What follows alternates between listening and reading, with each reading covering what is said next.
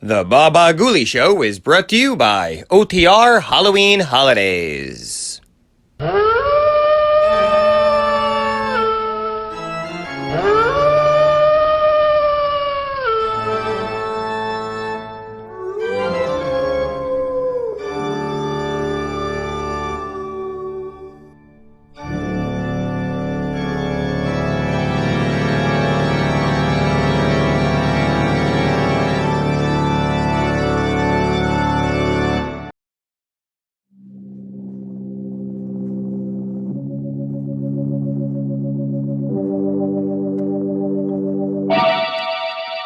Lipton Tea and Lipton Soup present Inner Sanctum Mysteries.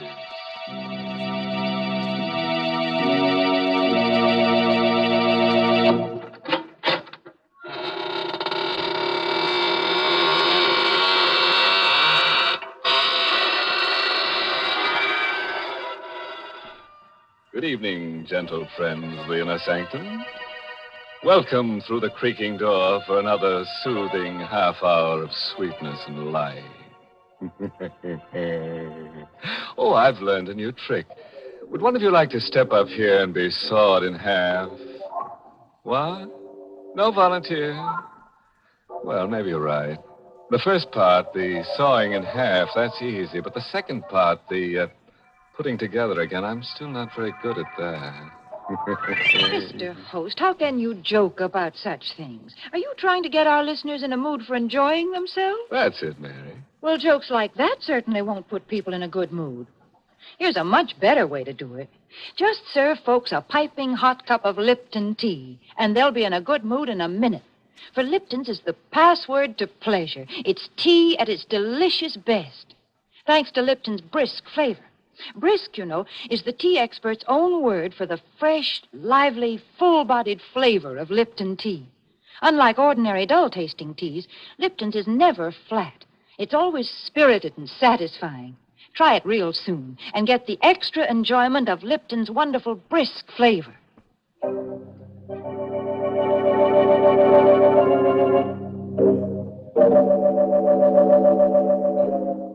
What does a man think of when there's murder in the air?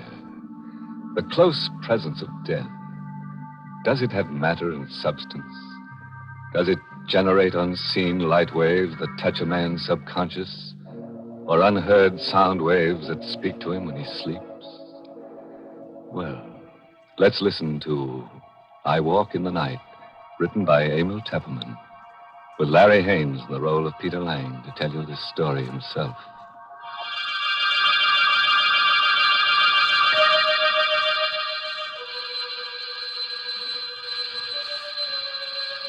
I don't know if it was the ringing of the doorbell that awoke me, dragged me back to consciousness out of a deep, heavy sleep.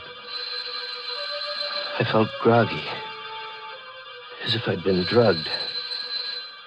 My eyes were so heavy, so hard to keep open. That infernal ringing. I stumbled out into the hall. Myrna's room, my wife, there opposite mine. I knew the door would be locked. We'd quarreled last night while the Judsons were visiting from the house next door. Myrna had made a scene. She went to her room and locked herself in. Pete! Pete, wake up in there! As I stumbled down the hall to the front door, I recognized Phil Judson's voice. Phil and Henrietta lived in the house next door, just across the lawn. Pete! Pete! All right, I'm coming. Just a minute. Can't get this open. There. Oh, thank heaven you woke up, Pete. I thought you'd never hear me. What's wrong, Phil? What's that poker for? Henrietta saw a prowler come out of this house. A prowler? What's the matter with you, Pete? You look groggy. Wake up.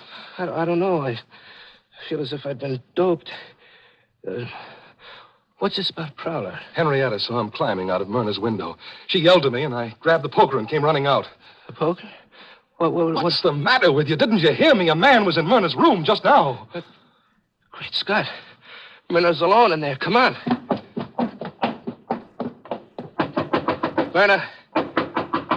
Myrna, you all right? Open the door. She doesn't answer. Phil, are you sure the prowler came out of this room? Yes, they ran around the house and got away. Look, Pete, have you got a key to this door? No, it's bolted on the inside. We've got to break it down. Come on, put your shoulder to it. Once more now. Where's the light switch? Oh, here, I've got it. Better not come in, Pete. No, let me in. I've got to see. Bernard. Take it easy, Pete. Oh, Bernard. Strangled. Strangled to death. Murdered. Look at the black and blue marks on her throat. This chain on her neck, it's broken. It was her locket. The one I gave her last Christmas. Killer must have taken it with him. And see here, her fingernails, there's bits of skin under them. She must have struggled and scratched the killer's face or hands. Why, Phil? Why should anyone want to kill her?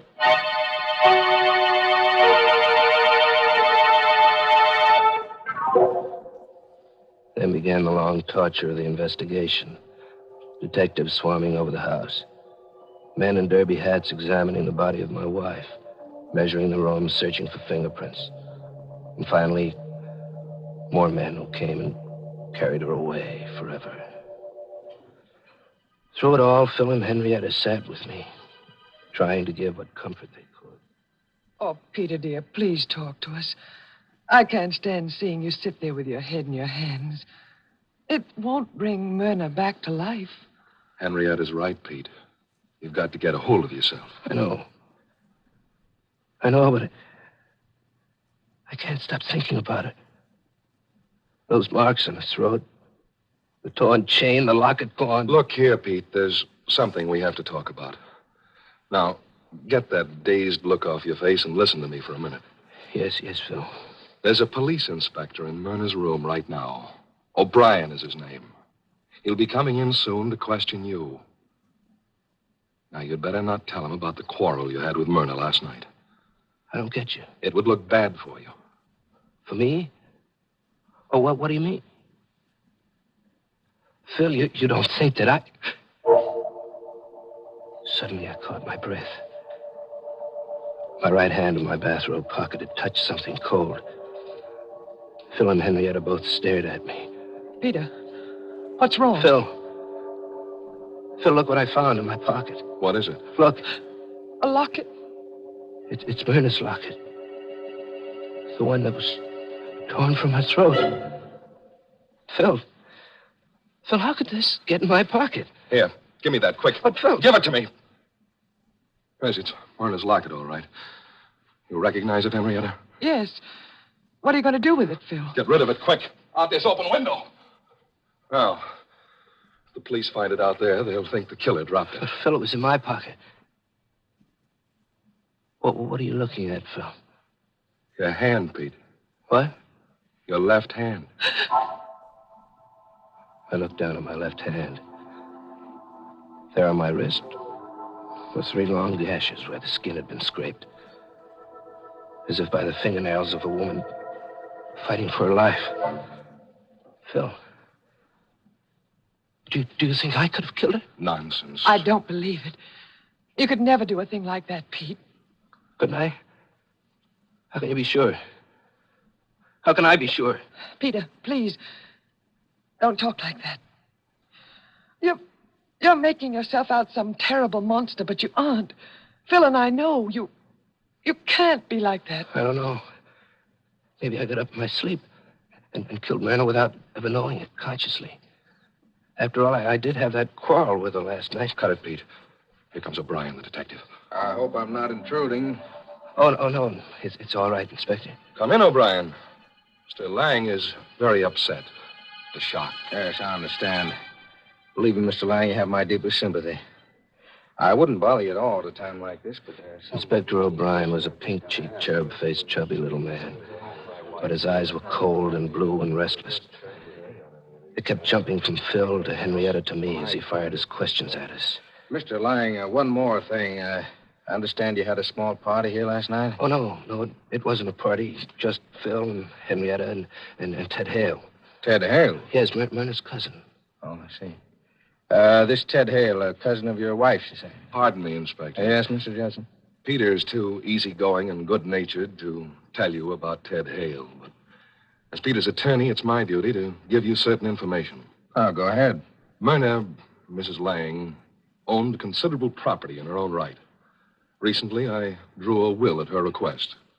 In it, she leaves a sizable sum to Ted Hale. Oh? Oh, I just thought of something. What is it, Henrietta?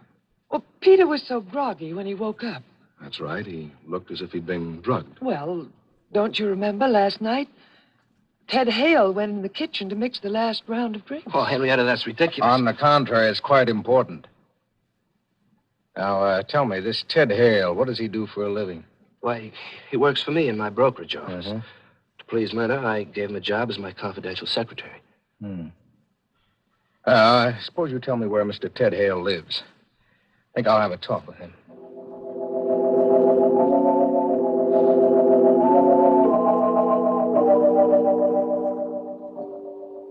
Now, all you have to do, Pete, is sit tight. Let O'Brien follow up his lead. But, Phil, I can't let him arrest Ted Hale. He didn't kill Myrna. I did. I must have. The locket. He scratches.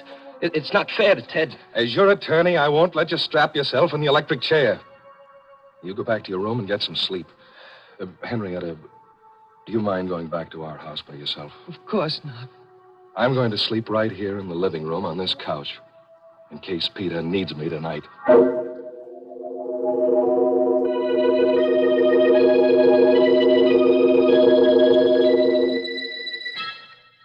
On my bed in the dark, I kept seeing 1,000 pictures. Myrna, her face mottled with strangulation. Phil, always so sure of himself. Henrietta, worried and frightened. And O'Brien, his face grim and his blue eyes cold, going off to question Ted Hale.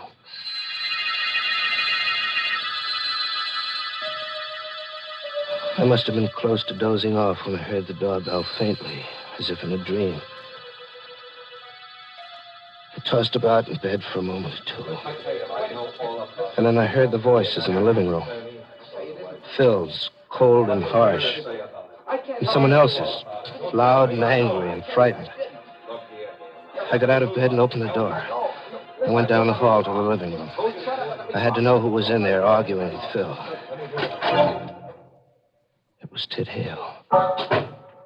Ted, what are you doing here? Phil phoned me. He told me about Myrna. I called him up, told him O'Brien would be coming for him. I suggested he come over here and talk it over with me. Pete, don't let them arrest me. You gotta help me. Me? Help you? You know I didn't kill Myrna. Well, I'm not sure. Pete. What? I was here last night, you know, when you had that fight with Myrna. What do you mean? If I'm arrested, says I had a motive, but what about you, Pete? You were always quarreling with Myrna. Now, look here, Ted, if you're threatening me... I only want you to help me, Pete. Don't let them arrest me. Hide me. Hide me out till this blows over or till they get the real killer. I think Ted is right, Pete. We should help him. But where? I'll handle it. You have a dark room fixed up in the cellar, haven't you? Yes. We'll stick a cot in there and let Ted hole up for a day or two. Nobody will think of looking for him in this house.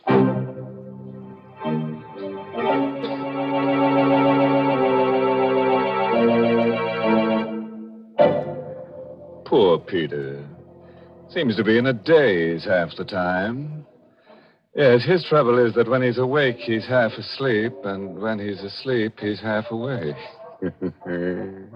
It's no wonder he can't sleep well. He seems to be such an honest person, he can't lie easy. You know, it's too bad he doesn't go over and stay at Phil's house, Mr. Host. Phil and Henrietta seem the kind of people who do everything to make him comfortable. Well, I just hope they know something about hospitality, Mary. Oh, I'm sure they do. Why, everybody knows that the proper way to treat guests is to serve them something delicious. For example, when guests drop in at my house, the first thing I do is put on the tea kettle. And almost before they have their wraps off, I have my best tea service out, and I'm serving them some of my fragrant, fresh-made cake and a cup of heartwarming Lipton tea. For no matter what time of day or night guests arrive, there's nothing like wonderful Lipton tea to make them relax and feel at home. Yes, Lipton's brisk flavor is so lively and full-bodied and satisfying, it just naturally hits the spot with everybody. In fact, I always say, whenever you want to serve your friends or your family a grand, refreshing drink, make it tea. And make it tea at its delicious best. Lipton tea.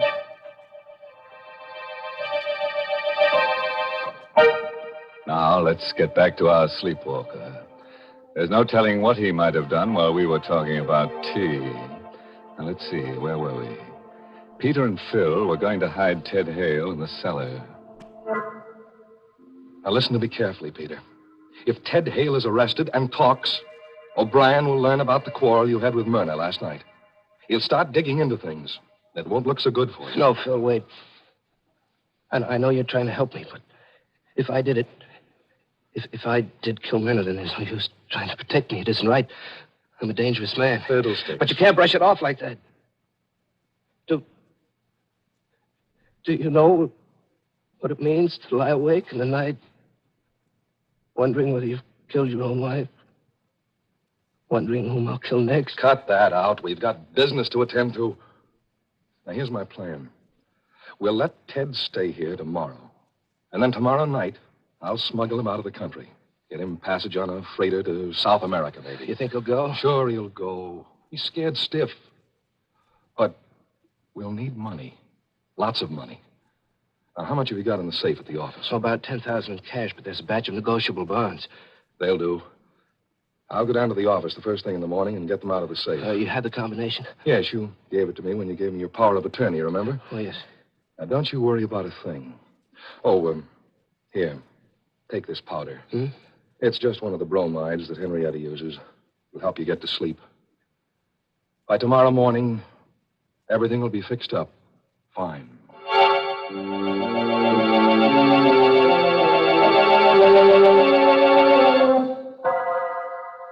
It was almost dawn when Phil left. And it must have been hours later, close to noontime, when I felt myself being roughly shaken out of a heavy, troubled sleep. Pete, wake up. What? Hey, wake up. Come on, snap out of it. What? Oh, Phil. Gosh, I feel groggy. What was in that powder you gave me? Never mind the powder. Get your eyes open. Got something to tell you. Phil, what's wrong? What happened? Listen to me carefully, Pete. I went down to the office before business hours this morning and opened the safe to get the money out. Yes? The safe is empty. Empty? The securities are gone. Well, it can't be. Who else had the combination besides you and me? Only Ted Hale. Oh? Do you think that... I'll bet you $1 to a donut he's gone. Come on, let's check. Hey, look, Pete. There's a light in the dark room. He must have got up early and beat me to it, to the safe. Ted, you in there? Always the optimist, huh? Come on, open it up. Ted. Good heavens. Ted Hale hadn't gone anywhere. He was lying there on the cot. His head was a bloody pulp. It had been bashed in while he slept with a long-handled cold shovel which lay there alongside the cot. Great Scott. He's been murdered.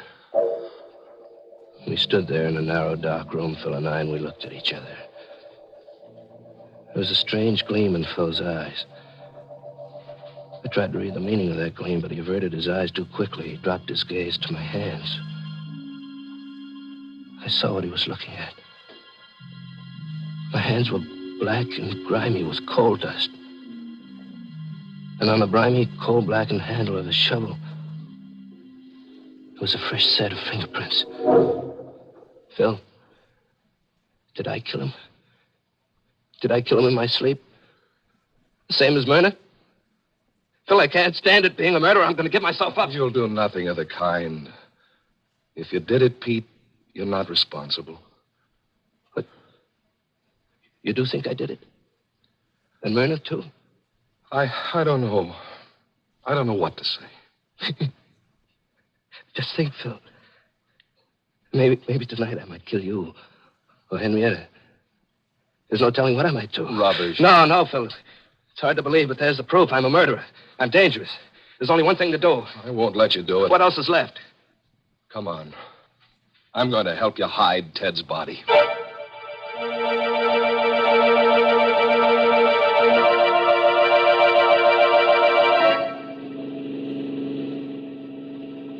How much further, Phil? Oh, there it is. There's the bridge up ahead.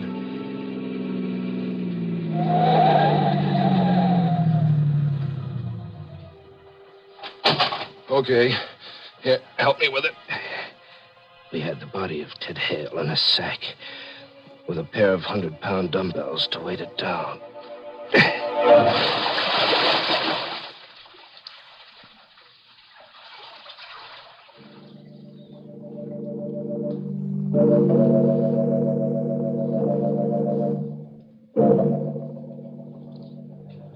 Myrna's funeral took place the next morning, and I had to endure the condolences of friends and business associates.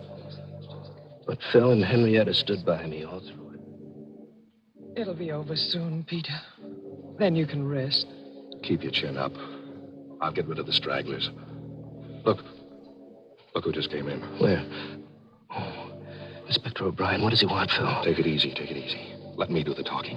I came to pay my respects, Mr. Lang. Oh, well, thank you, Inspector. No trace of Ted Hale, is there, Inspector? I'm afraid not, Mr. Judson. We're combing the city for him, but I'm afraid he's got clean away. You see, It was marvelous to see how calmly Phil could talk to O'Brien about Ted Hale, knowing all the time just where the body was, under that bridge. I glanced at Henrietta. She was watching Phil, too. Know what I think, Mr. Judson? I think Ted Hale will never be caught. I have a very funny feeling that he's dead.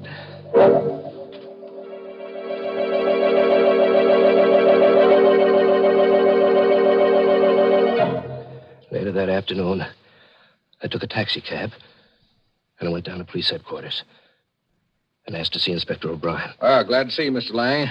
You're looking a little better this afternoon. I feel better, Inspector. I feel better because I've come to an important decision. Oh, yeah? Inspector, I've decided to tell you something that'll startle you. That's pretty hard to startle an old hand in my business. Go ahead, I'm listening. All right. Inspector, Ted Hale didn't kill Myrna. I killed her. That is, I think I killed her. You think you killed her, don't you know? It sounds crazy, doesn't it? But I assure you, I'm perfectly safe. Just a second now. You either killed her or you didn't kill her. If you kill somebody, you know it. No, not in this case, Inspector. You see, I think I did it in my sleep. Both times. Myrna and Ted Hale, too. Hold on now. I'll get someone to take notes. I suppose you start from the beginning. I told him the whole story. How Phil had awakened me. And we found Myrna strangled. The groggy, drugged feeling I'd had. How Ted Hale had tried to blackmail me. And how Phil had awakened me once more, and we'd gone down to the cellar and found Ted with his head bashed in. I talked for a solid hour. I'm glad you came to see me, Mr. Lang. Glad you told me all this. You must have had a hard time reaching the decision to come here. Yes. Yes, it was hard, Inspector. Mm-hmm. Phil wanted me to go away. It would have been so easy to go away and let him take care of things. But I'd never be able to sleep for fear I'd kill someone else. Well, you needn't worry, Mr. Lang. There won't be any more killings. Not if I'm safely in jail. You're not going to jail. You're going home. What? In those notes the stenographer has taken, Mr. Lang, I have almost enough material to convict the real murder. I need just one more thing. Now, you go home and wait. Don't worry. You mean I didn't kill Myrna and Ted? Now, you just go along home and take it easy.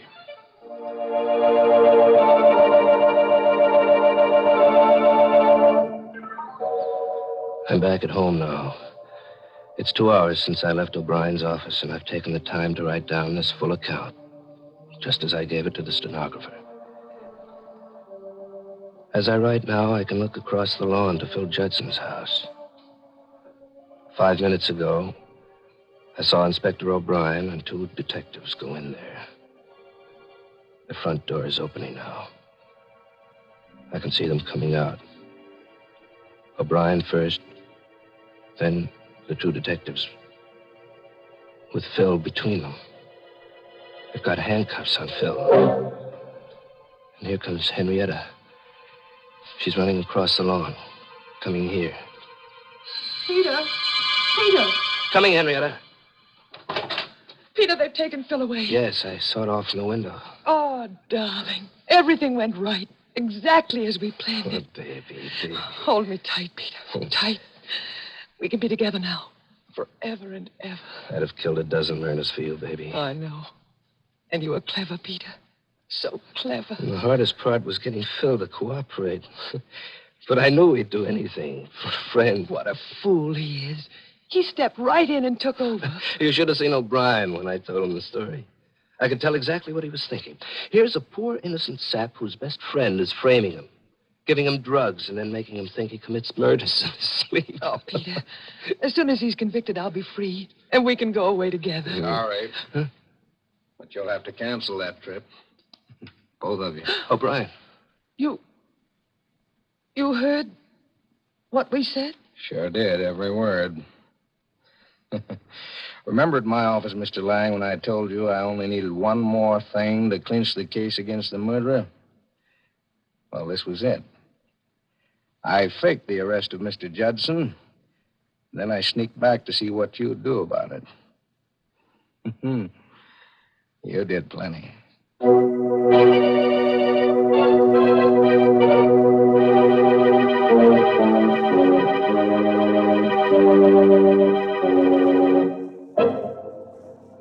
Well, Pete certainly ruined a perfect crime by talking too much, which all goes to show that it's not wise to kill and tell. Mercy. People do go out of their way to get themselves into trouble, don't they, Mr. Host? I'm really surprised at Henrietta, though. For being a partner in crime, Mary. No, for not being a partner to her husband. Oh. Most women, take great pride in looking out for their husband's happiness. Mm-hmm. You mean like mending the bullet holes in their shirts? Oh, Mr. Host, there are lots of better ways than that to keep a husband happy. For example, when your husband comes home from work, give him the refreshment of a brimming cup of piping hot Lipton tea. Lipton tea makes a wonderfully pleasing drink at mealtime or any time, because Lipton's is such a grand tea, so deliciously different, more flavorful and full-bodied. If you've been forgetting to get it, why not jot down Lipton's on tomorrow's grocery list now? Remember, Lipton tea always meets with favor, because Lipton tea gives you brisk flavor.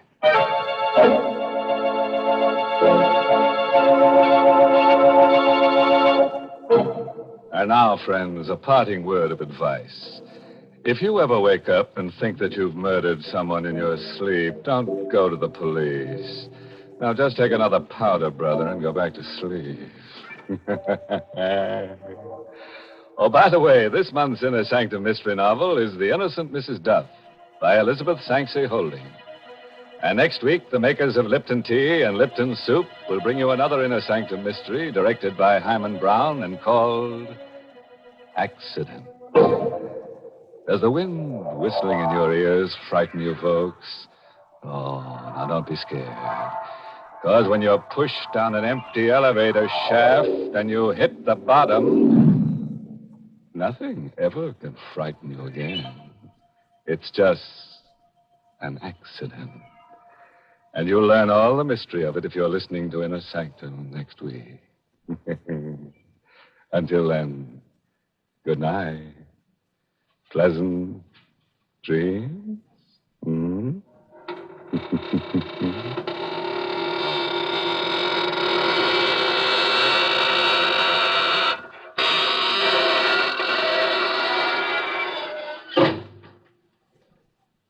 For a wonderful soup, be sure to try Lipton's Noodle Soup.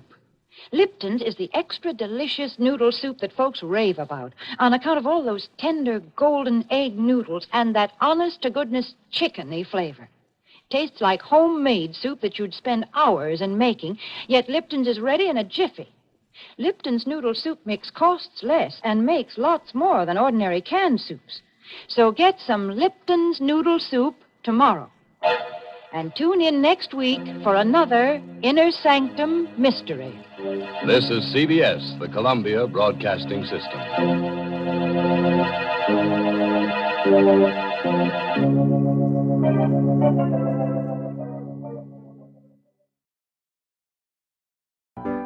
It's intermission time at the Baba Ghoulie Show. Time to refresh yourself and visit our snack bar. Got a yen for some hot popcorn? How's about your favorite soft drinks, which are sparkling cold? And there's all kinds of candy to tempt you. It's radio time, folks. Enjoy the rest of the program.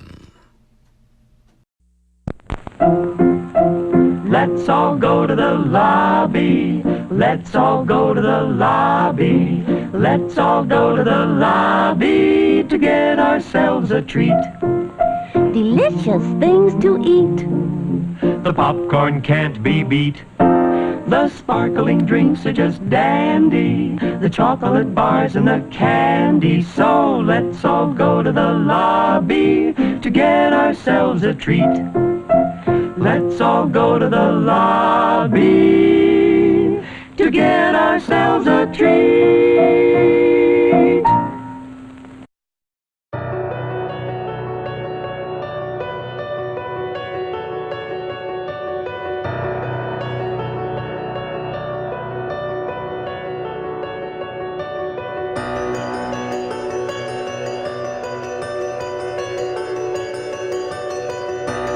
Hope you're enjoying today's radio program. When it's done, be sure to check out our channel over at Watchwaddle. Enjoy some tunes with a nice cold soda.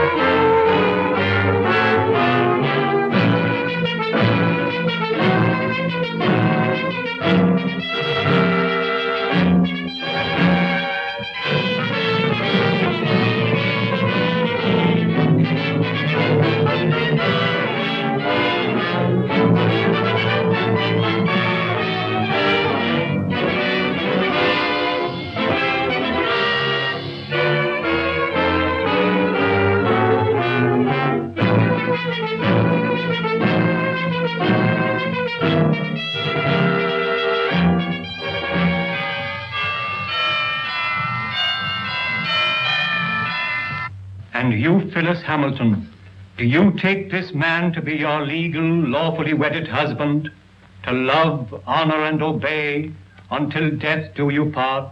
I do. Say it, Dr. Raven.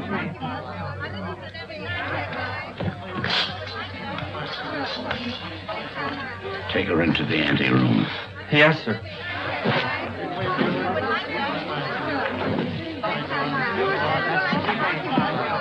Dr. Rayburn, I'm Pat Hunter from the Chronicle. Please, this is no time for interviews. Shall I telephone for the ambulance? No. The undertaker. She's dead.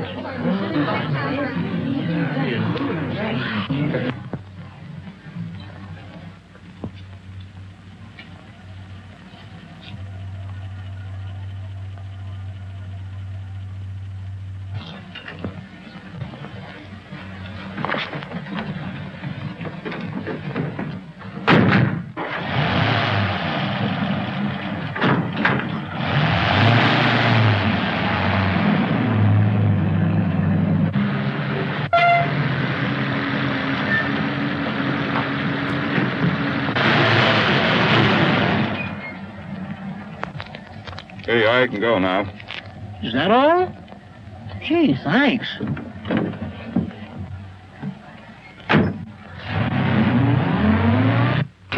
Good evening, Dr. Rayburn. I'm from the Forest Mortuary. Forest Mortuary? Why, 2 of your men just drove away with the body a few moments ago. Well, there must be some mistake. They weren't our men. Well, I've heard of ambulance chasing, but this is something new. New? It's sensational. Another kidnapping of a dead bride. What a story!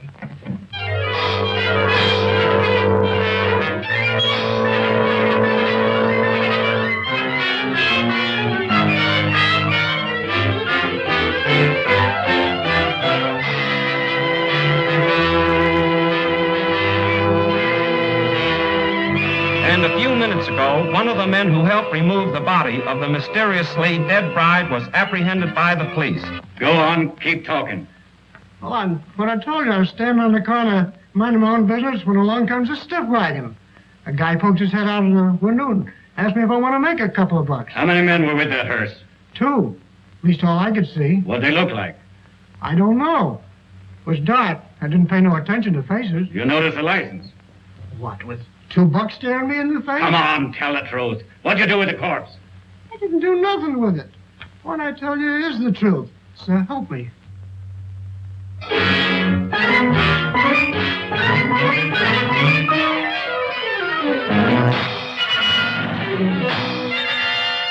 As District Attorney, Mrs. Wentworth, I assure you there won't be any trouble. You can proceed with the wedding as planned. Well, we want some assurance besides words. We want protection. I'll have plenty of men guarding the chapel. And if I'm any judge of the appearance of your daughter, she looks as healthy as she is beautiful. Well, really, Mother, I think you're making much ado about nothing. You're not worried, are you? Not in the least. Well, if we have protection, I'll feel much better about it. You'll have it all right, Mrs. Wentworth.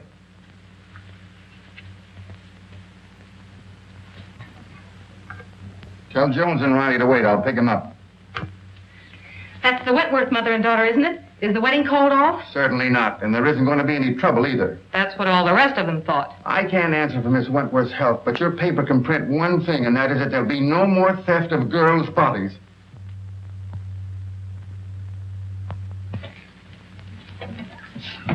Yeah. This'll get you and Sandy into the wedding, and I want plenty of photographs. Oh, don't worry, boss. I got enough film to cover the Russian front. Oh, Mr. Keenan, you promised to take me off the society column. Oh, quit beefing. You're getting a break. This is the most exclusive wedding of the year. What if the Wentworth girl drops dead, too? You'll still tell me what she's wearing along with the rest of the fancy pants. Get me the guest list and don't bother about anything else. I've got 3 men working with the police, and there'll be plenty more thereabouts. If the bride pulls up this time, there won't be any snatching. Now get going. What if I get a clue? Oh, I wouldn't let that bother me, sweetie pie. You wouldn't know a clue if it bit you. I'll remember those words, stooge.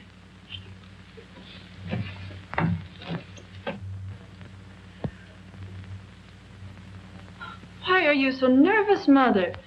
After all, I'm the one that's getting married.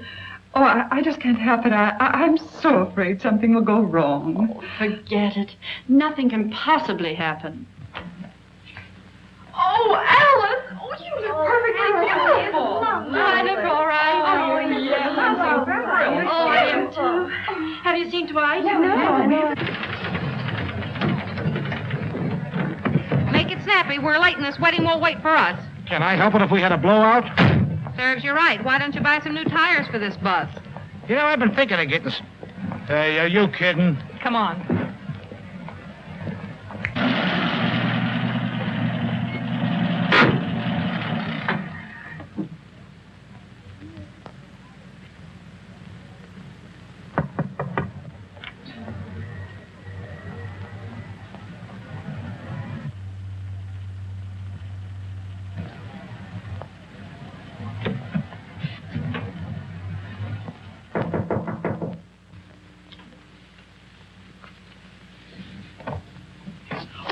You mustn't come in here. It's bad luck. Oh, not even a peek?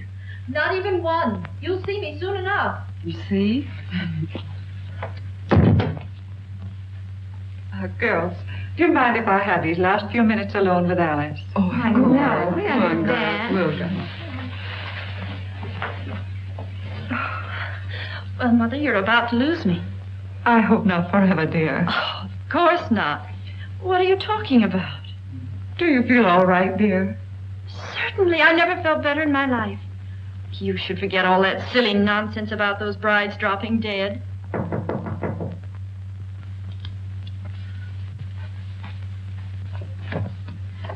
Miss Wentworth. Oh, thank you.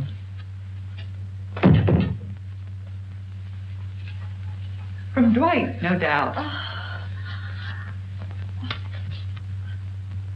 Oh, wear this next to your heart, darling. All my love. What an unusual orchid.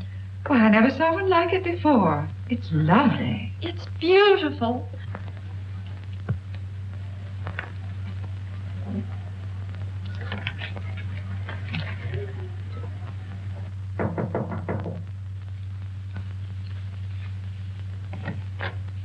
The minister is ready, Mrs. Wentworth. Thank you.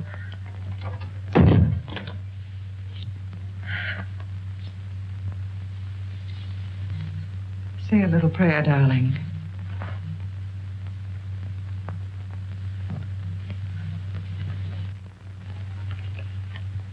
You look faint, dear. Do you feel all right? Oh, Alice!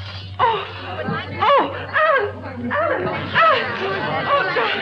darling, are you all right? Oh, Alice, dear. Alice!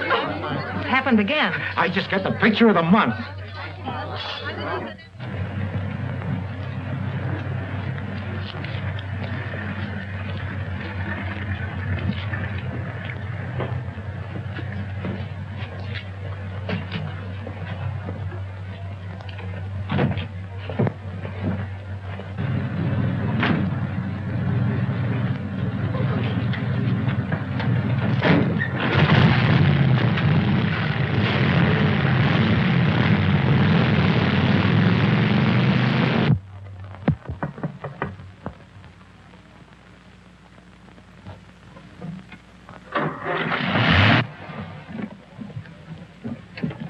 I just phoned the news to Keenan. Did you get any more pictures? Did I get pictures? I covered everything except a close-up of this pretty posy.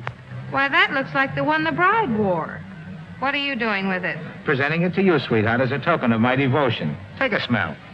Who ever heard of an orchid with a scent? Well, that one has. Maybe it's a clue. What a peculiar sweet odor. Yeah, make a swell romaine salad.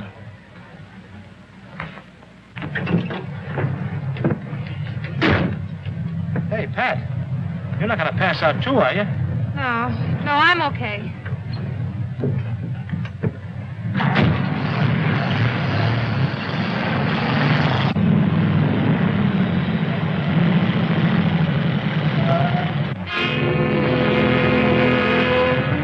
You stay right here.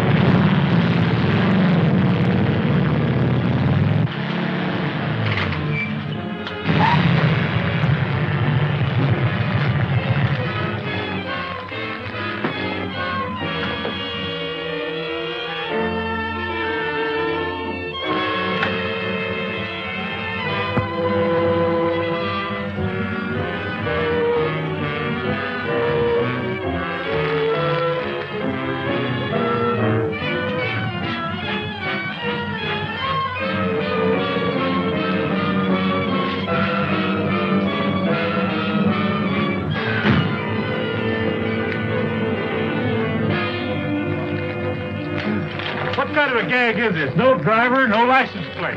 Maybe it isn't a gag. Maybe it's a decoy. Well, maybe you're right.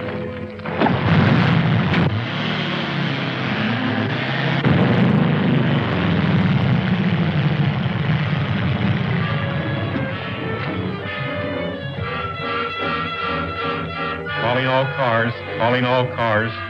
Another abduction of a girl's corpse. Brunette, 22 years of age. Stop and search all trucks and suspicious-looking cars. That is all. Burnside.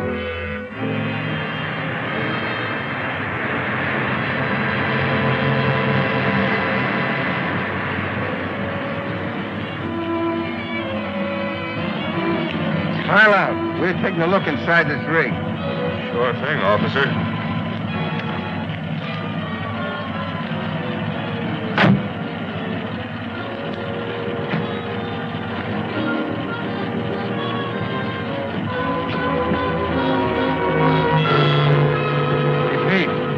Corpse, all right, but not the one we're looking for.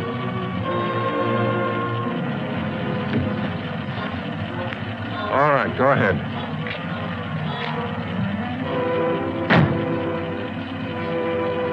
Change that headline to read as wedlock challenged.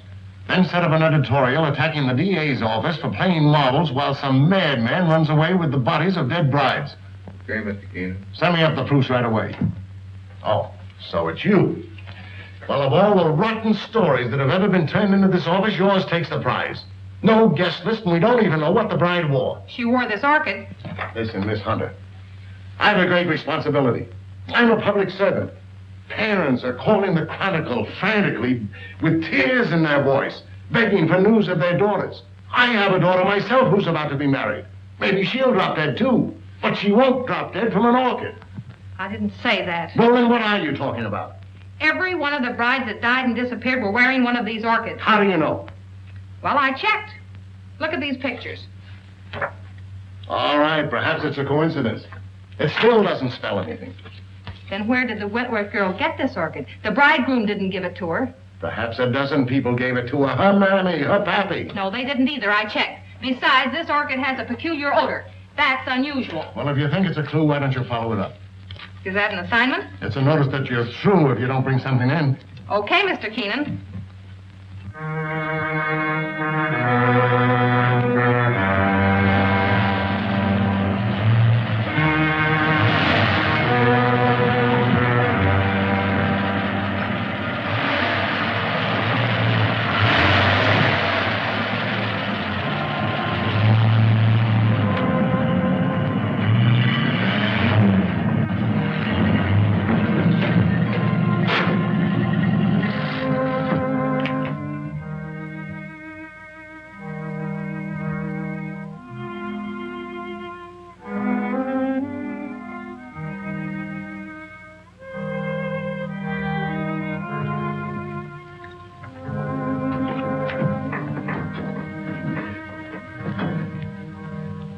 My little family.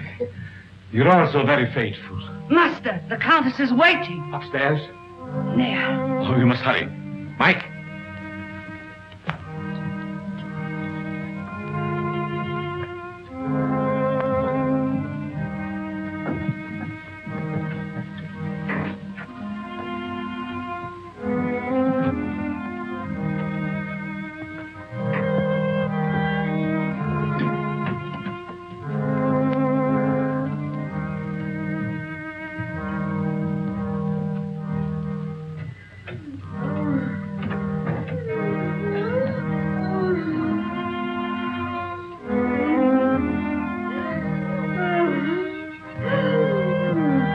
My beloved. Terribly. You must hurry. I'm so sorry that I was detained. Please forgive me. Forgive you. You loiter and waste time while I wait here dying. Dying. Courage. I will not let you die. Better death than agony like this. Look at me. Look at me. Calm yourself, my dear. Now, will you hurry?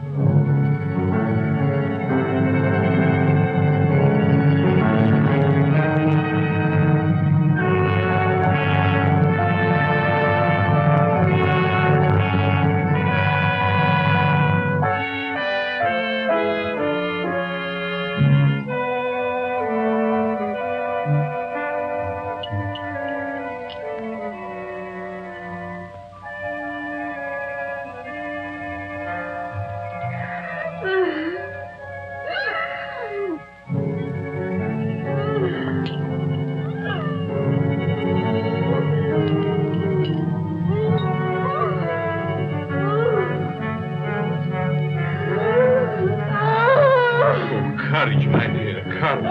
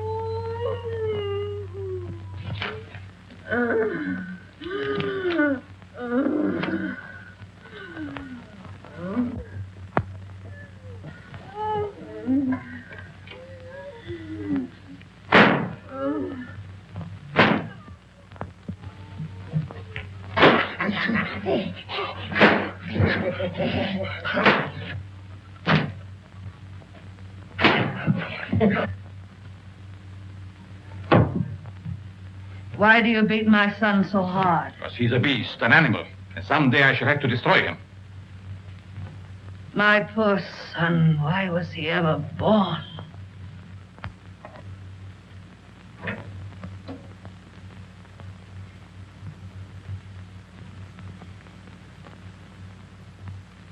Can you bear to look at me now? Of course. You're beautiful. And I shall always keep you that way.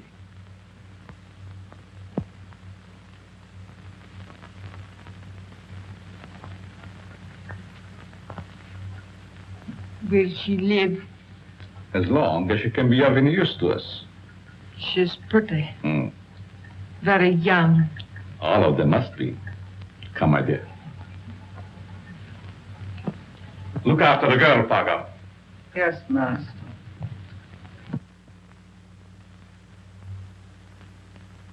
None of the florists I checked with ever saw an orchid like that. Well, that's not surprising. This particular type belongs to the Stanhopea class. It's a very rare species. Do you know of anyone that grows them? No. But if you wish to find out more about them, I suggest that you look up a man by the name of Lorenz. He was the one who originally hybridized this plant, over in Europe somewhere. But I just can't go to Europe just to... Oh, that isn't necessary. He lives up at Brookdale now. Well, thank you, Mr. Smith. You're quite welcome.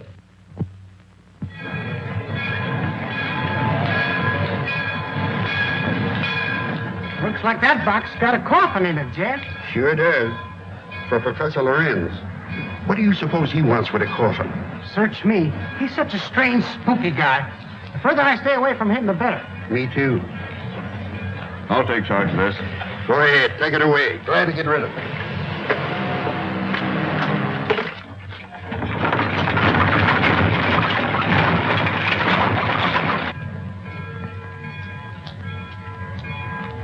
Taxi, lady? Yes. Right this way. Where to, miss? To the home of Professor Lorenz. Lorenz, I'm sorry, I can't take you there. I'm out of gas. You mean you won't take me? Yes, ma'am. I'm sorry. I just... Is this the only taxi in town? Yes, ma'am, it is. Look, I've simply got to get to the Lorenz place. I'll make it worth your while. Oh, I'm sorry, lady, but that truck's going up there. You might get a ride with him. That is, if you don't mind riding with a coffin.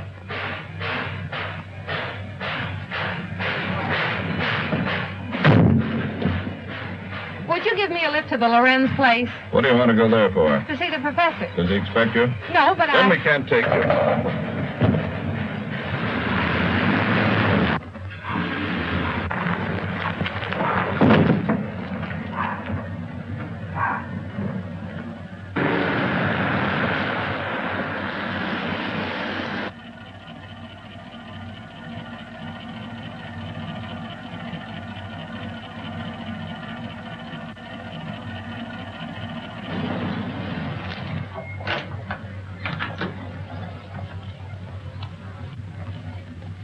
Get off and stay off.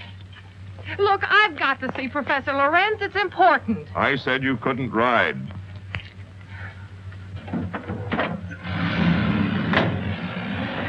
Hey, wait a minute. You've got my bag. Oh.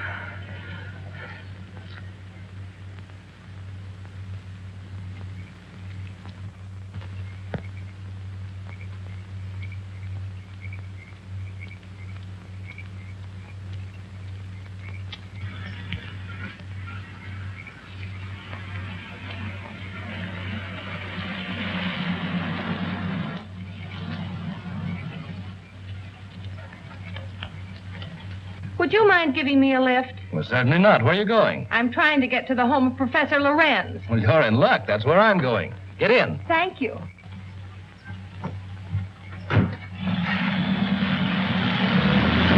My name is Dr. Foster. I'm Patricia Hunter. Are you a friend of the Lorenz? No, I'm a reporter. I hope to interview the professor. You're his doctor, I presume? Not exactly. Lorenz is a doctor himself, but he has no license to practice. I've been working with him. We're trying to find a cure for his wife. Oh, I see. What type of people are the Lorenzes? You'll find them very interesting. Professor Lorenz is a man of unusual accomplishment, but his wife is rather peculiar. I expect you'll find them both a bit eccentric.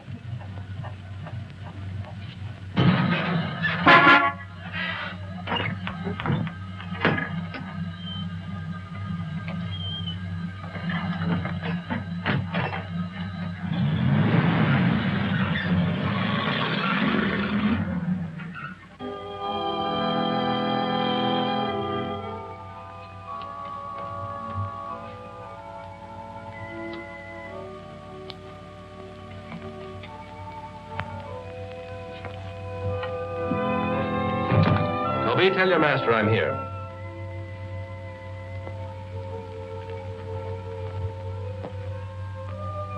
Cheerful little fellow, isn't he? I told you they were eccentric. I'm inclined to believe you.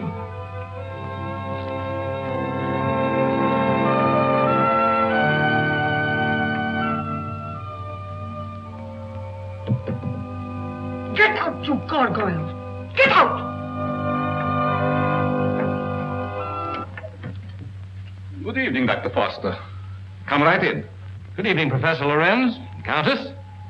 May I present Miss Patricia Hunter? How do you do? We have been expecting you. So you found my bag in your truck? Yes. There it is. Miss Hunter's a newspaper woman. I came here hoping you might grant me an interview. An interview? About what? No one asked you to come here. You're not welcome. Control yourself, my dear. I'm sure Miss Hunter meant no harm. Please forgive my wife. She's not well. Come, you had better retire. So that's what you call being eccentric. Well, I have another name for it. I cannot like that girl. She is here for no good. We have nothing to fear.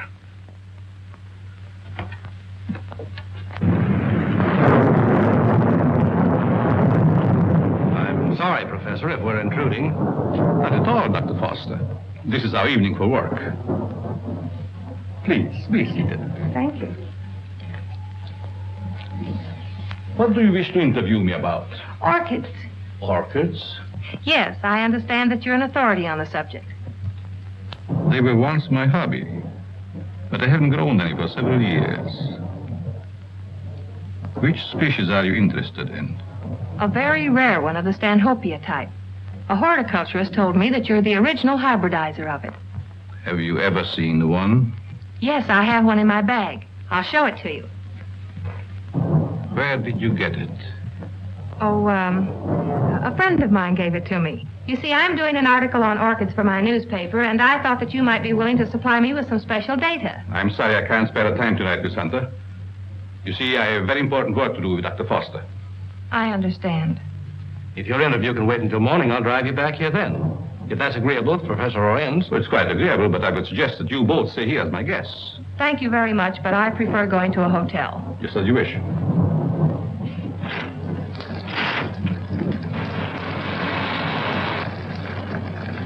I think it would be foolish to go out in such a storm. The professor is right, Miss Hunter. Perhaps we had better remain. However, if you insist, I'll gladly drive you back to the village. I'm afraid that would be an imposition since you've so much work to do. Thank you, I'll stay. Toby will show you to your rooms. Toby, take up Miss Hunter's bag.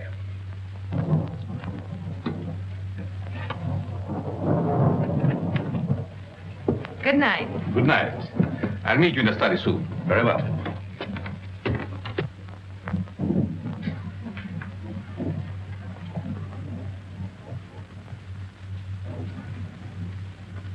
Why did you ask her to spend the night here? A very special reason.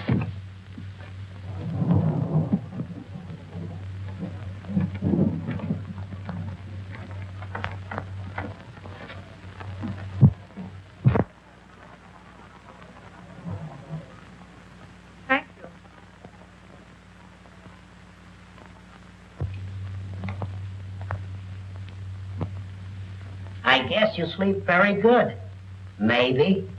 The few times I've stayed overnight here, I slept unusually well. It must be wonderful to have nerves like that. Tell me, just how well do you know these people? Why, actually, not very well. I've only recently moved into the village. You know, a young doctor trying to establish a practice. Well, I must be keeping you from your work. Good night, Doctor. Good night.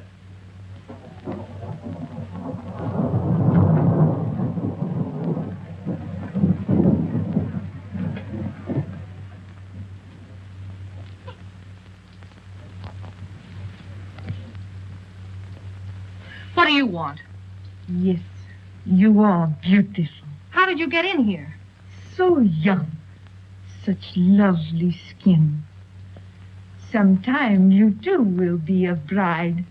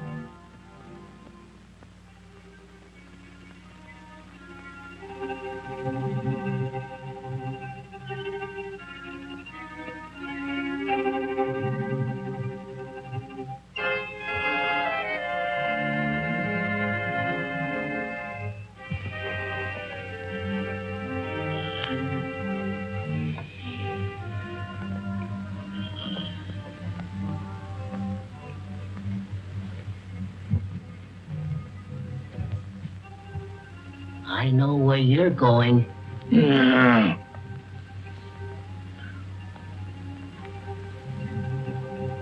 Someday, the master will catch you.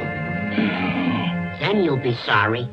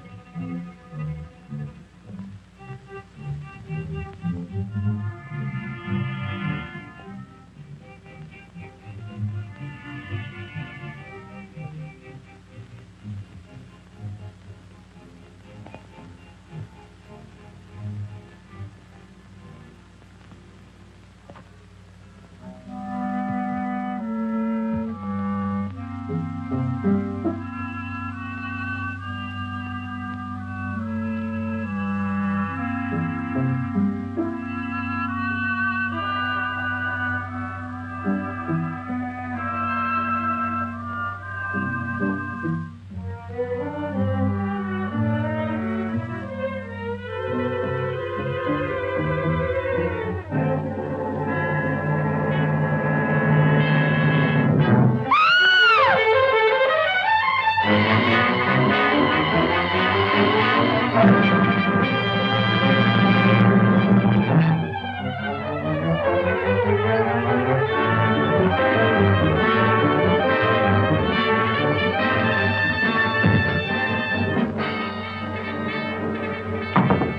Foster! Dr. Foster!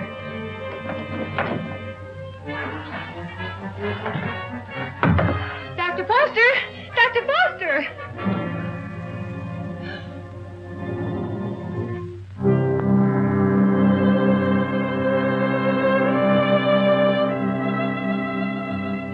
Dr. Foster!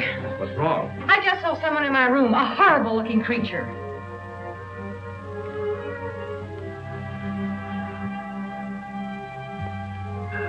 He disappeared back there.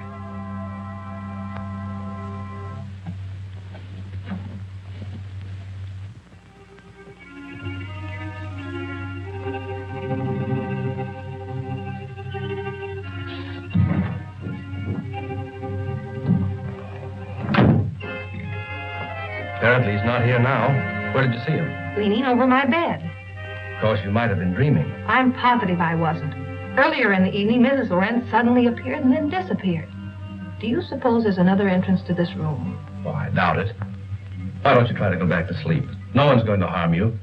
I'm sure it was just a nightmare. I think this whole place is a nightmare.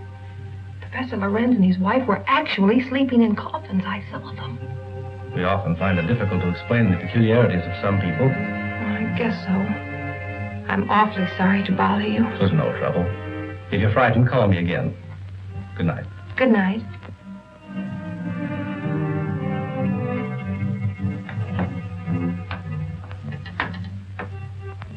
What is the trouble? The angel. He has disturbed our guests. Always the angel. He is a menace to us. Yes. I think the time has come to dispose of him.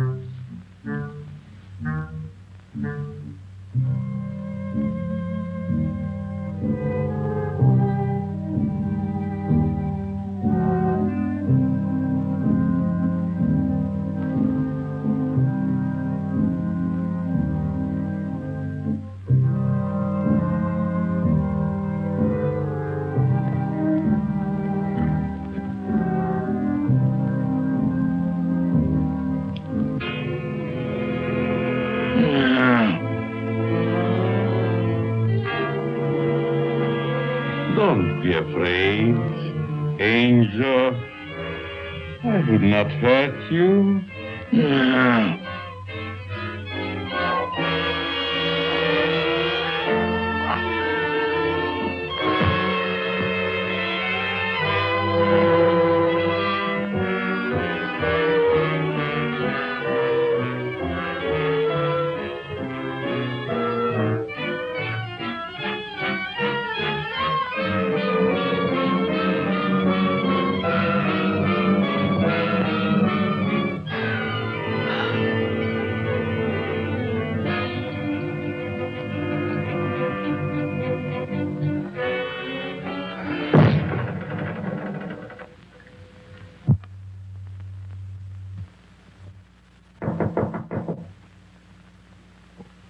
Yes? Good morning, Miss Hunter. Oh, good morning. Just a minute, Dr. Foster. I want to see you.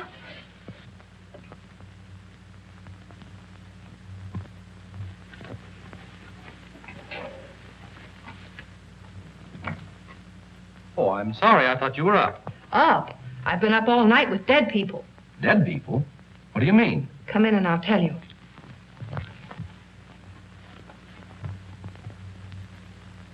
What kind of a place is this? Last night I had the most horrible experience of my life. Well, what was it? I saw lots of girls in crypts down underneath this house. Pardon me. What was that you were saying, Miss Hunter? Why have you a mausoleum in the basement? Mausoleum? What are you talking about? You know what I'm talking about. All those dead girls and that horrible dead creature. My dear, you must have had a bad dream. Now look, Professor. This was no dream. When did you see all this? Shortly after I called you and told you about that horrible creature in my room. Is that true, Dr. Foster? Well, I don't recall anything about it, Miss Hunter. You must be mistaken. Well, if I was dreaming, it was the darndest nightmare I've ever had. Well, I slept very soundly myself. Miss Hunter was rather upset, I think, when she retired. You see, in our dreams, our minds play strange tricks on us sometimes. Yes, I suppose so. Oh, Professor, that orchid I brought up here to show you's gone. I couldn't find it in my bag. That's too bad. Perhaps you forgot to pack it. Will you be down soon? Yes, right away. Are you coming, Doctor? Of course.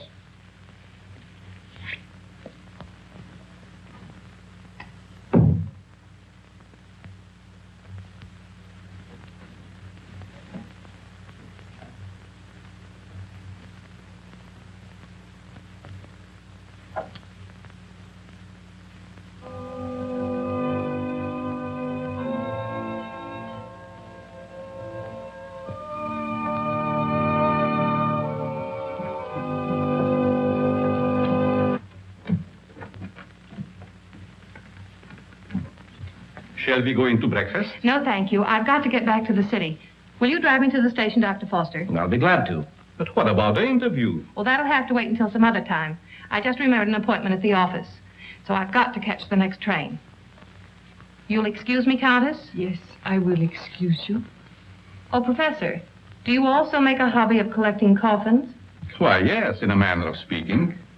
I find a coffin much more comfortable than a bed. Many people do so, my dear. Is it so strange that I accept one while waiting for eternal rest? No, I suppose not. Well, thank you for your hospitality. Goodbye. I trust we will meet again. It has been so nice meeting you.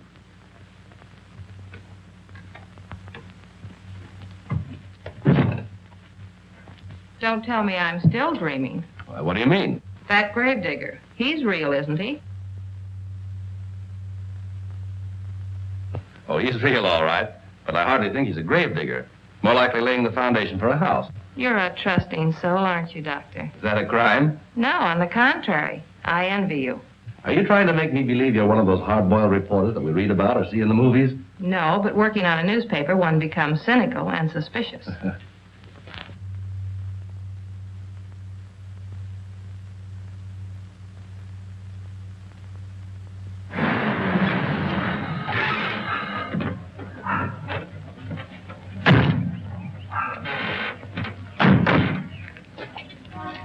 Well, I've enjoyed meeting you, Miss Hunter. I hope to have the pleasure of seeing you again. I have a hunch you will, Dr. Foster. Oh, tell me. Just why did you come up here? Or is it the secret? It is, but somehow I feel that I can trust you. You can. You've heard of the case of the vanishing brides. Why, surely. I think I have a clue. You don't mean that you suspect... Yes, I do. I want to show you something. What are these? Why, they're orchids, of course. You bet they're orchids. And they didn't grow in my dreams. They're exactly like the one that disappeared from my bag. Where did you get them? I found them on the floor beside my bed this morning. The person who came into my room last night must have brought these with him. That seems like a logical explanation. There's no question about it. Honestly, Doctor, don't you remember meeting me in the hallway last night? No, I don't. And if I did, I must have been asleep. Either that or you were hypnotized. Yes, that's quite possible.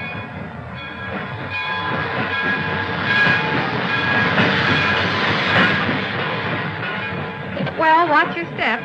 And if you discover anything, phone me. That's a promise. Goodbye. Not goodbye. Au revoir.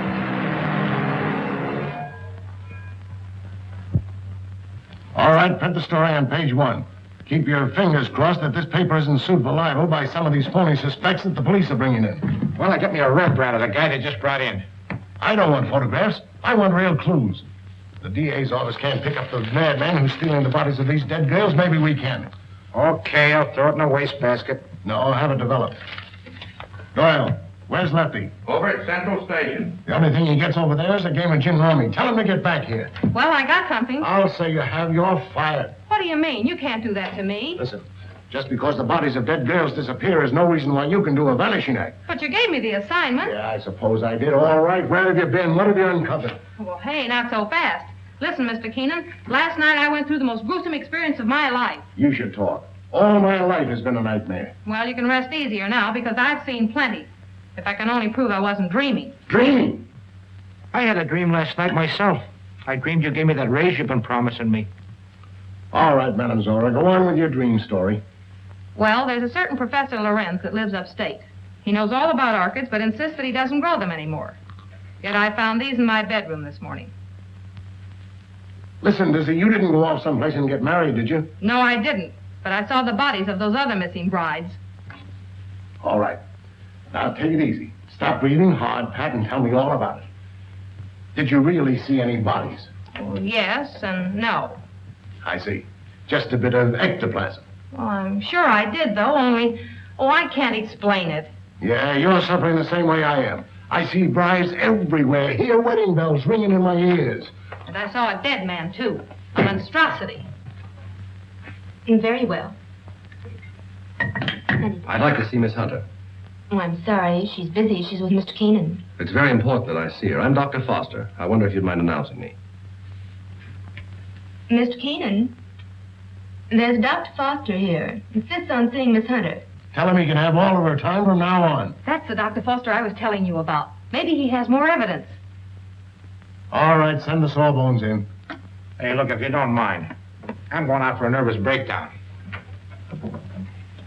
Well, Doctor, you almost beat me here. Yes, I drove down. Dr. Foster, Mr. Keenan, my editor. Very glad to meet you, Mr. I know. This cub reporter of mine has been telling me a weird story about a certain Dr. Lorenz up in your neighborhood. It's weird, all right, but I'm confident it's true. After you left, I looked around the station to find out if Lorenz had any other coffins assigned to him. I found a consignment, all right. And instead of a coffin, it was a box filled with this stuff. So what? That's ordinary garden moss. It's moss, all right, but not ordinary. This is a special type used by florists and hybridizers for growing orchids. It's called osmundin. Which proves that he does grow orchids like these. And the same kind were worn by every one of the brides that died. Well, maybe it is a clue. But how do I know that the rest isn't a cockeyed nightmare? She admits that you don't remember talking to her. I could have talked to her while in a somnambulistic state, under the influence of hypnotism. Oh, now, wait a minute. Are you trying to tell me that this Professor Lorenz is a hypnotist as well as a horticulturist? Why not? My short acquaintance with him has convinced me that he's a man of unlimited talents. He's strange, peculiar. I've even suspected him of being insane. But the fact remains he's not only a doctor, but a physicist and a scientist of great ability. How about this hot-headed wife of his? I hesitate to bring her into the case at all. Professional ethics forbids a doctor talking about his patients. Oh, forget about your ethics, Doctor. After all, we're after a criminal. How does this woman fit into the picture? Come on, tell us all you know. The peculiar fact about her is that although she has the appearance of a young woman, her heart and arteries indicate that she's at least 70 or 80 years old. Well, that doesn't explain anything. Certainly doesn't explain why Dr. Lorenz should steal these dead girls. It's possible they may still be alive. Alive in a cataleptic state? That's it. All right. What are your other deductions? Well, simply this. These young girls, whether dead or alive, are being used by Lorenz in some manner as human guinea pigs to sustain his wife in a youthful state. Oh, that's preposterous. It's nothing of the kind. Scientists are finding out every day that glands and hormones have a lot to do with life and health. The glands in our bodies help determine the condition of our teeth, the texture of our hair. All right, we'll admit all that.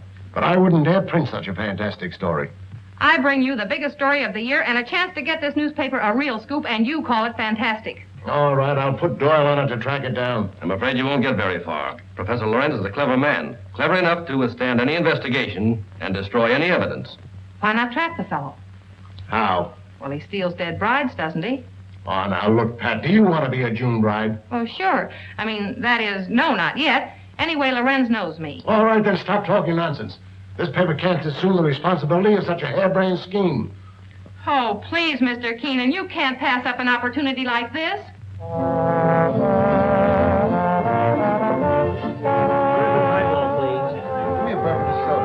There she is. Cigarettes? Hey, she's cute. Well, would you like to dance? Later. Business before pleasure, you know.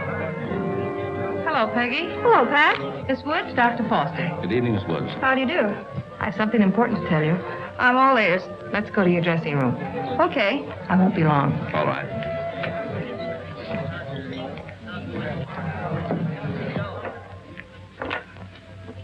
Peggy, I've landed a good part for you. A chance to prove your talent. Really? What is it, a picture or a play? Neither one.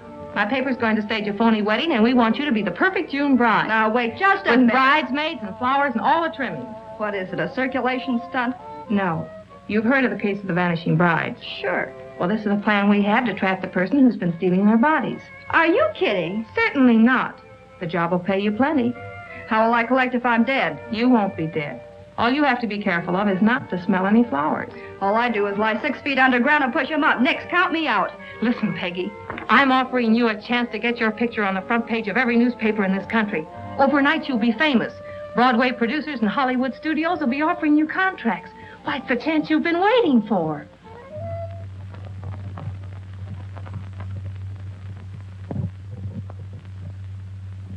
She's a most unusual type. Such fascinating eyes. She'll make a charming addition to our family. June 20th. A date we shall not forget.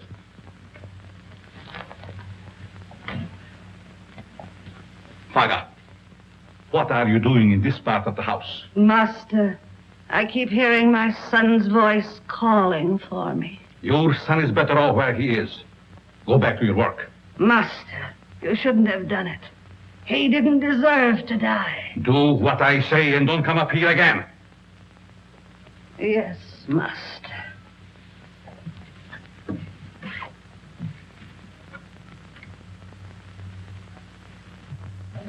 Well, everything's all set. She's young and pretty. Yeah.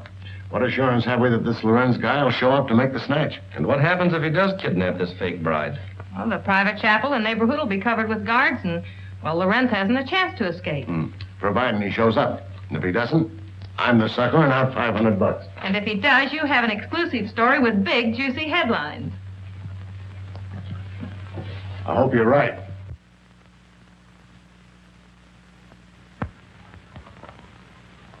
Well, blushing bride, here's where you go on for your big scene. Or big flop. My knees are shaking. There's nothing to be afraid of. Here's your bouquet and the phony orchid. Now, don't forget to put on your act. Leave that to me. You got plenty of photographers out there? Certainly. And what about the cops? How many times do I have to tell you nothing's going to happen to you? Oh, Miss Hunter. Yes? I wanted to ask you, in this ceremony, shall we use the word cherish or obey? You mean for the bride? Yes. Well, just for this once, let's put the old-fashioned word in. Obey. I've marked the words here. Just read the ceremony slowly, solemnly. Yes, I understand. I hope what you're doing isn't wrong. It's all in good cause. Well, I suppose it is. Well, if you need me, you'll find me in my study. Thank you. You've been grand, Reverend. You'd better go get ready. What do I do now? Just march down the aisle and don't forget to faint at the altar. Well, here goes nothing. How's everything going? All right so far, I guess. Good. Ceremony's about to begin. I certainly hope somebody shows up besides these ham actors I'm paying. You know, it seems to me that if Lorenz were ready to strike, he'd have sent an orchid. Just a minute. I'll take that. Did you say orchid? And I'll take you with it.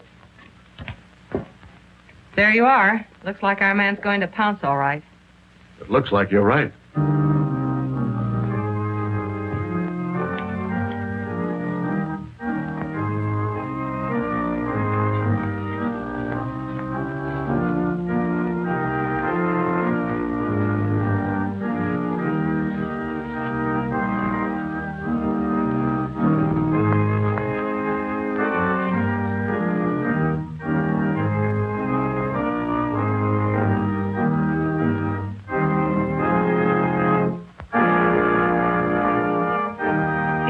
Like a real wedding, doesn't it? Yes.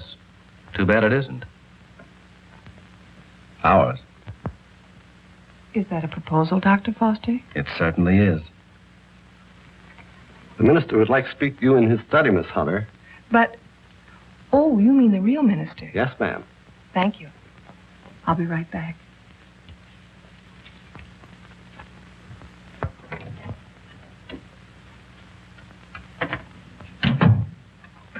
You wanted to see me, Reverend?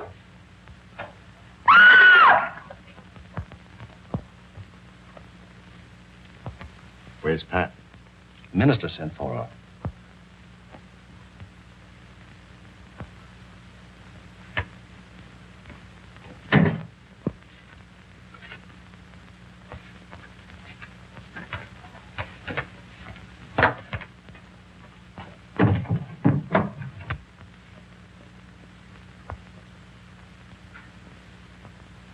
I'll be right back.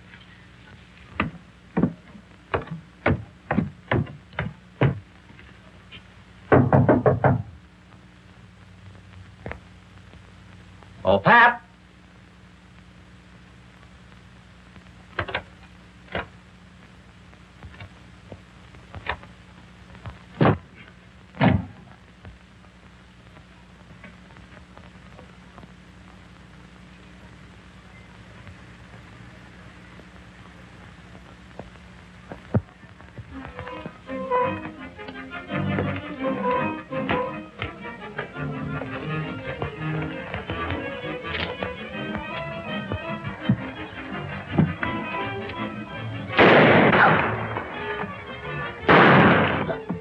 Please, Master, don't leave me.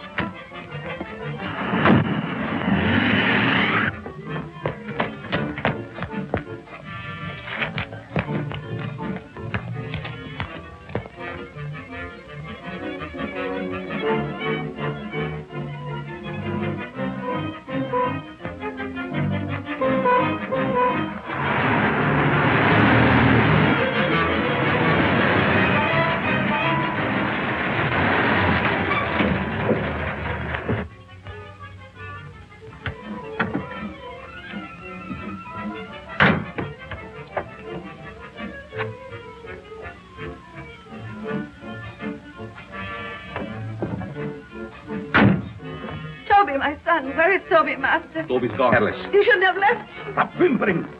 How's the Countess? Waiting as usual. Hurry up. Let's go.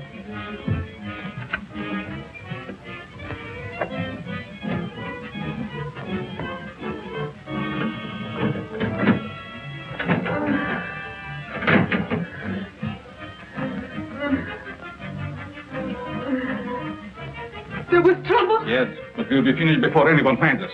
But the bride, what will we do without them? We have to leave him here. Which means I will perish. Oh, it isn't hopeless I find other girls. In the meantime, we take this one with us. What are you waiting for? Well, my dear, again we meet, only under different circumstances. I would have preferred that you would be a bride, but it really doesn't matter. You will serve our purpose just as well. Now both of my sons are gone. You betrayed me, Master. I heard enough. There's work to do.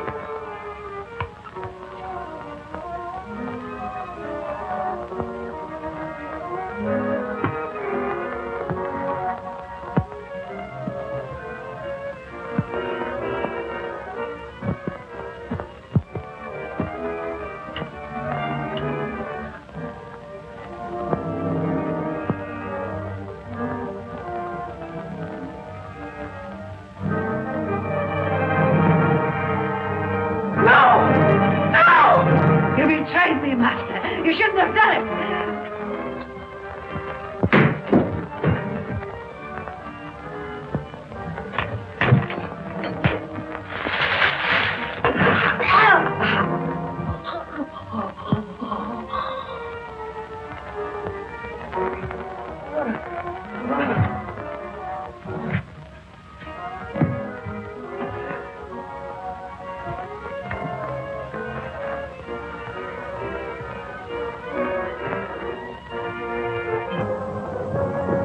You stay here and cover that room. Your hand is unsteady. Come. Here.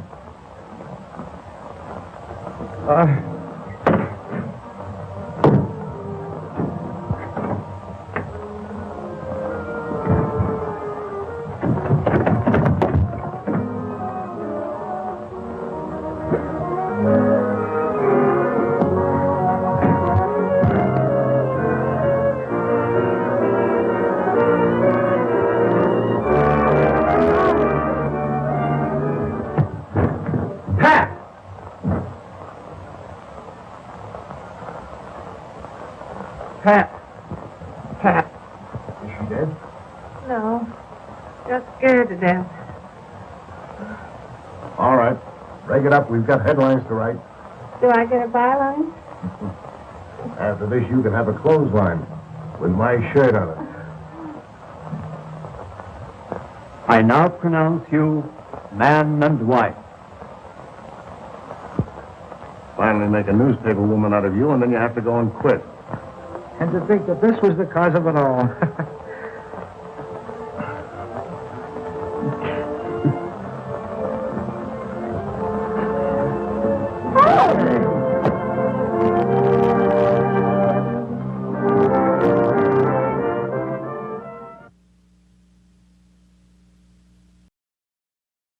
Thanks for watching the Baba Ghoulie Show by OTR Halloween Holidays. This is Waddle the Duck saying check out Channel Watch Waddle for some fun cartoons with no static.